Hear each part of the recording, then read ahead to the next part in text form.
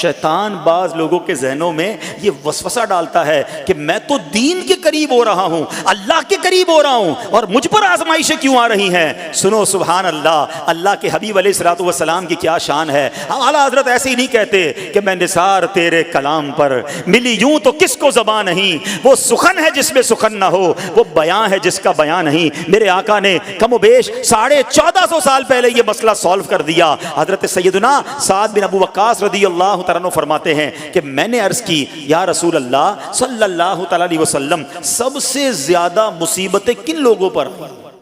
گلی مکا دی نا، پنجابی بچ کہتے ہیں نا، گالی بات ہی ختم کر دی۔ حضور یہ بتائیں سب سے زیادہ مصیبتیں کن لوگوں پر آئیں؟ پیارے آقا نے فرمایا انبیاء پر۔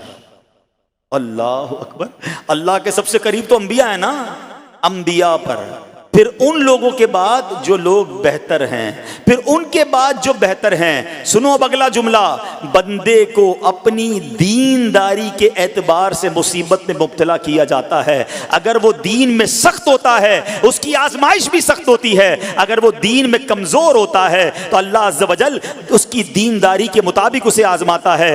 بندہ مصیبت میں مبتلا ہوتا رہتا ہے یہاں تک کہ اس کے دنیا میں ہی اس کے سارے گناہ بخش دیے جاتے ہیں۔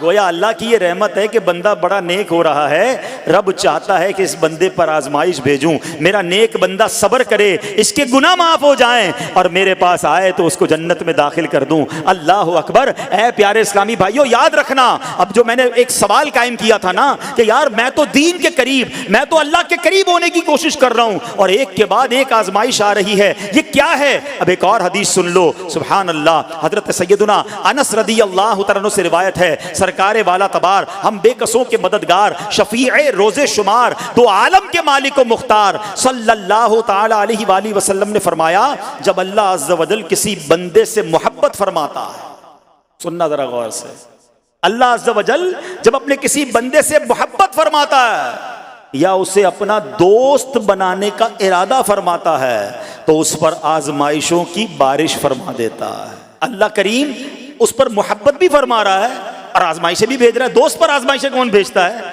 دوست کو تو راحتیں ڈالی جاتی ہیں۔ ہائے ہائے، اب یہی تو امتحان ہے، یہی تو چیک ہے۔ سنو، نبی پاک فرماتے ہیں جب اللہ اس پر آزمائش بھیجتا ہے نا، وہ بندہ اپنے رب کو پکارتا ہے، اے میرے رب عز و جل، تو اللہ فرماتا ہے میرے بندے تو جو کچھ مجھ سے مانگے گا میں تجھے عطا فرماؤں گا، تو جلد ہی تجھے دے دوں گا اور اسے تیری آخرت کے لیے ذخیرہ کر دوں گا۔ سبحان اللہ۔ یعنی اللہ والوں کو آزمایا جاتا ہے، ان کے درجات بلند کیے جاتے ہیں، ان کے گناہ معاف کیے جاتے ہیں۔ تو اے میرے پیارے اسلامی بھائیوں، کبھی بھی یہ ذہن میں خیال مت لانا کہ یار میں دین میں قریب آ رہا ہوں، میری آزمائشیں بڑھ رہی ہیں۔ سمجھ لو امتحان شروع ہو گیا ہے، ٹیسٹ شروع ہو گیا ہے، اب اس ٹیسٹ میں مجھے کامیاب ہونا ہے اور اللہ کے مزید قریب جانا ہے۔ زندگی میں جو گناہ ہو گئے ہیں یہ میرے گناہوں کا انشاءاللہ کفارہ بن جائے گا، میرے درجات کی بلندی کا سبب بن جائے گا۔ اللہ سے عرض کرنا، اے مولا میں تیری رضا پر راضی، میں تیرے فیصلوں پر راضی، اب تک جو دیا تھا تو نے دیا تھا، یہ سب کچھ تیرا ہے، اے رب جب تو واپس لے گا